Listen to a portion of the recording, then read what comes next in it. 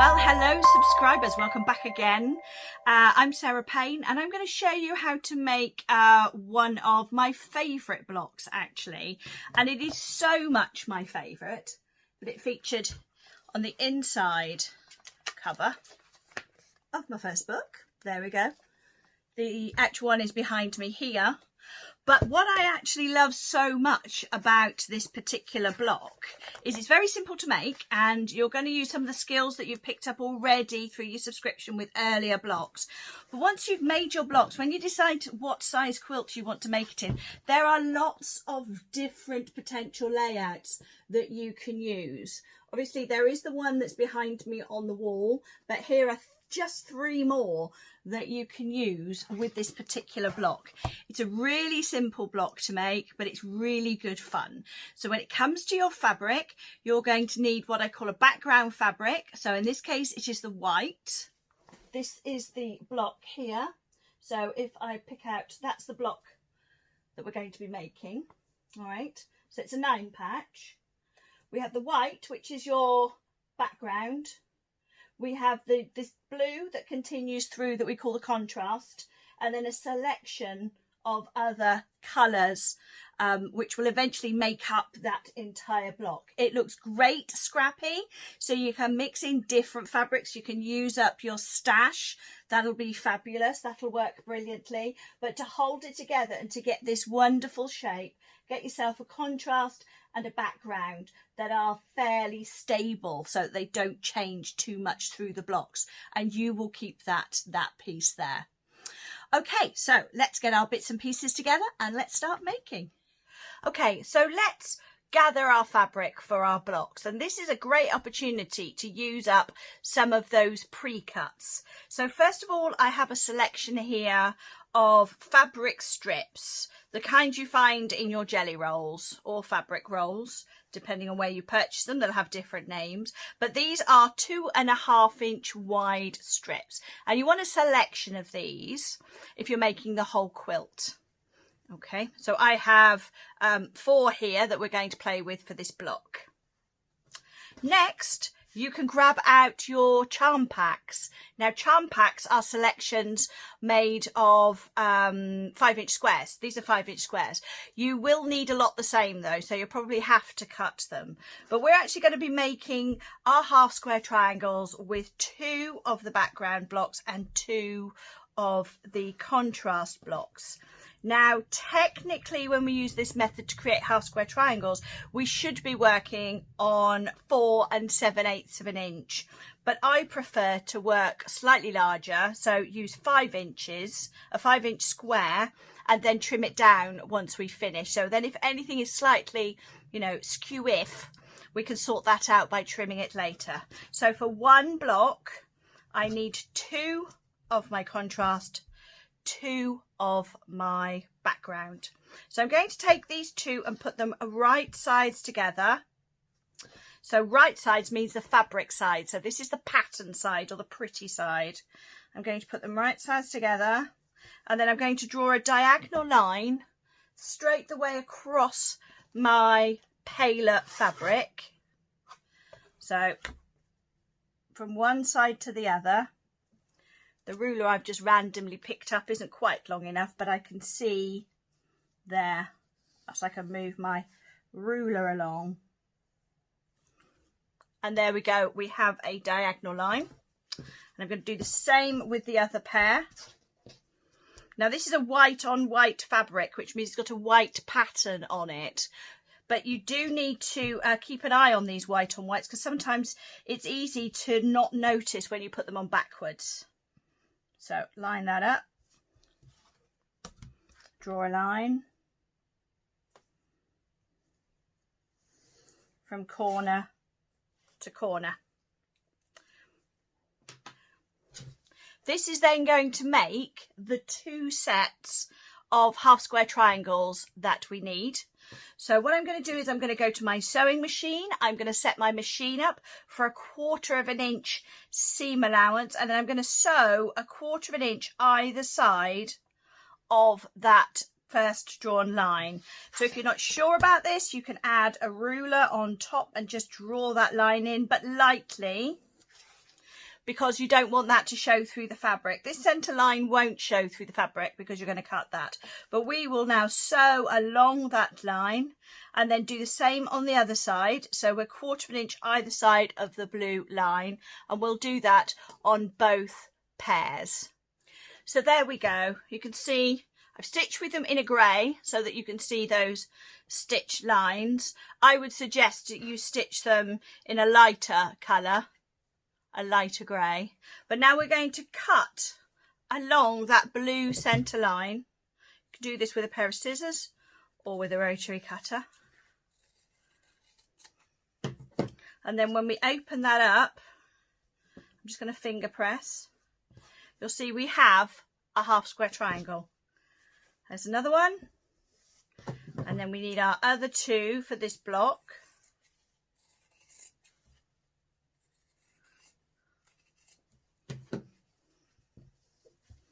And we have our 4 sets.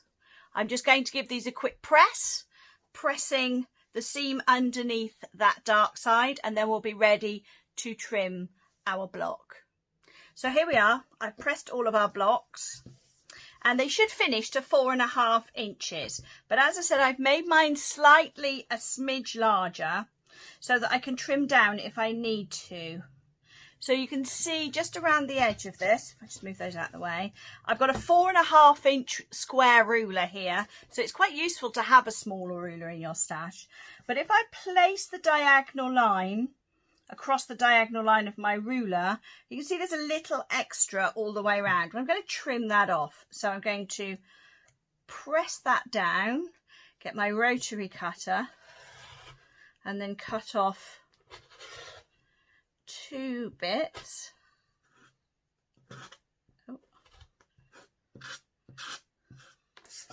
Okay, and then turn that round and trim the other way. So you always want to make sure though that your diagonal line on your block is sitting on the diagonal line of your ruler, so then your points will all end in a tip of your half square triangle. So there we go, there's one. See, I'm not trimming much off, but it just means you can see when I lay it on there, they're not quite square. And I've also got these little, sometimes they're called dog legs or dog ears, hanging off the edge. And this trims them off at the same time. So I'll just continue and trim the others.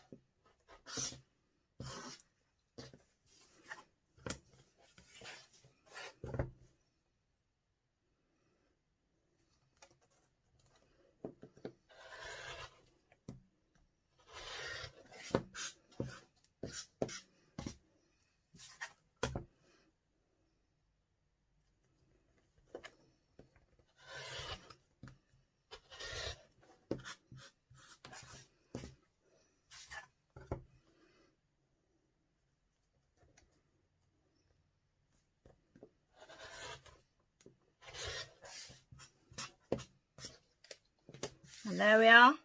You see there's that little bit that we've trimmed off, but I believe that it's better to trim off because, or better go a little bit larger, because it's easier to trim off than it is to add on. So we're going to put those to one side, and then we'll begin working with the little 4 patches using these pieces here. So now we're going to start preparing our little 4 patches. Now to do that, we're going to take our strips, and I'm going to put 2 of them right sides together. So right sides are the fabric sides. We're not going to need a huge amount for these blocks, so 4 strips will be plenty. Right, so those are now right size together. When you're working, incidentally, with a fabric roll or a jelly roll, it's a good idea to get your ruler out and measure where the 2.5 inch point actually is, because some fabric companies will measure the 2.5 from the outside, so from the very edge of the serrated, and some will measure it from the base of the serrate. So it's a good idea to have a look. But we're going to be trimming these anyway. But for these ones, it's actually the base. If you think of this as a mountain, it's actually the bottom of the valley. To the bottom of that valley is your 2.5 inches. Then I'm going to get the other ones. This is just a quick method of making a little fall patch without having to cut little tiny squares and sew them all together. So I'm going to sew with a 1/4 inch seam allowance down each side of these strips, and then we'll come back and I'll show you how to put them together. So here are our strips that we've sewn together, and I've pressed them to the darker side of each of these patterns. So that one I've done behind the pink peacock, and this one I've done behind the line. So what we're going to do now is get our trusty 4.5 inch ruler back again. It does help if you've got the right sized ruler, but if you're using a larger ruler, it really doesn't matter. You can do exactly the same thing. So it just makes it a little more manageable. If I get my other big ruler, there we go. You see, we can use the bigger ruler as well. It's really what you've got in your stash. So I'm going to take my ruler and I'm going to place it on the middle line so that I've got a 2.25 inch mark on that particular ruler. And the reason for that you might be able to see it a little better with this large one as well, is that it's going to help me keep this centre line straight when I'm trimming, because tops and bottoms can move, but we need the middle to stay true.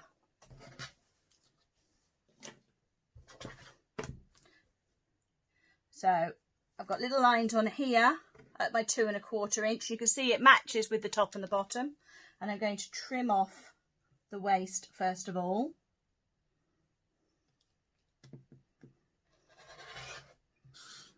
There we go. So now we're going to rotate it,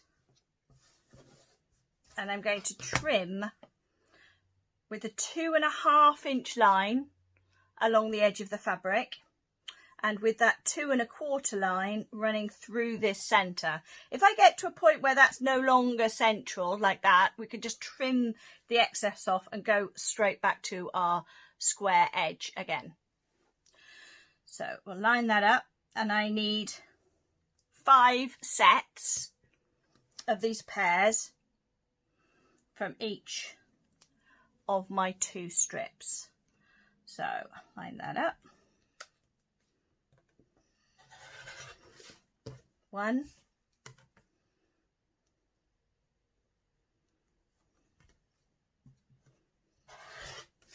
2,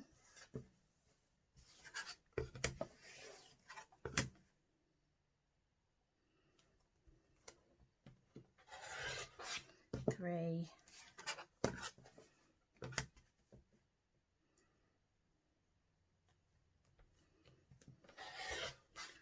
4,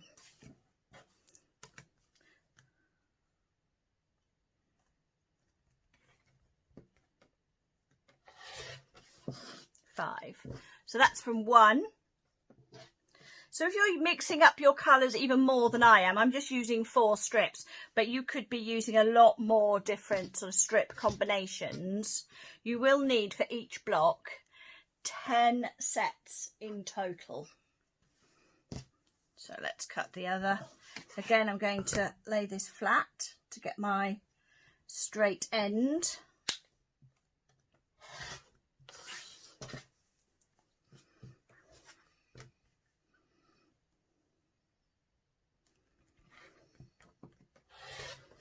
One,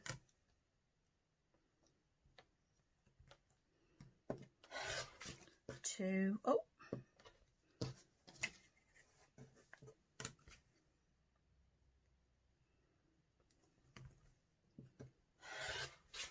3,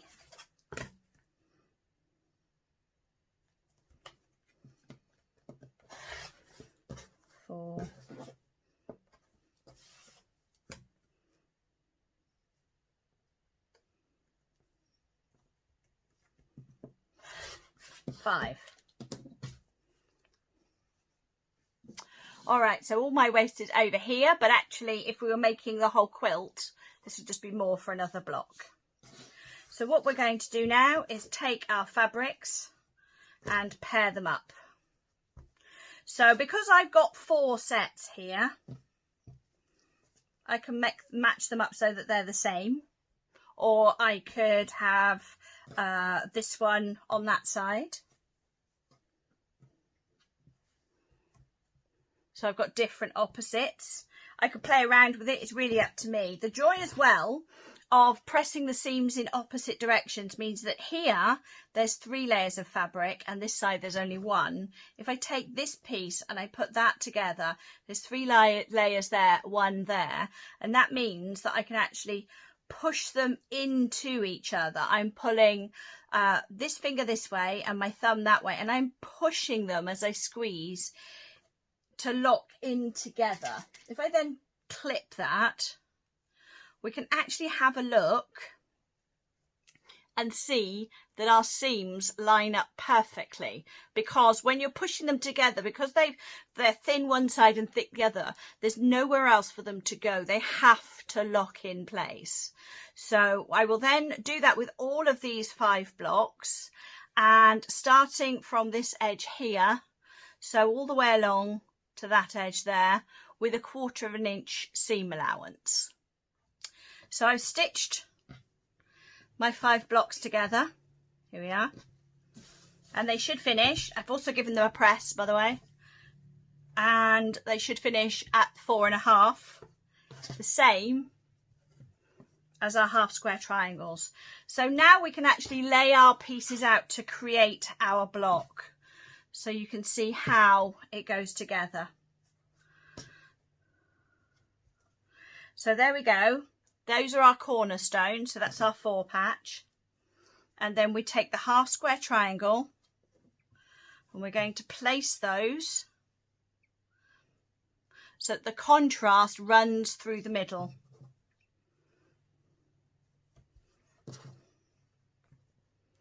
It's a good idea to lay it out so that you're sure how everything goes, because it's very easy to do that if you're not paying attention, or even that, and that is a completely different block. If you did them all the same, you'd have an interesting quilt, but you wouldn't have a Jacob's ladder. So we lay those so you can see the contrast runs through the middle, and you see how quickly that has created that iconic Jacob's ladder pattern.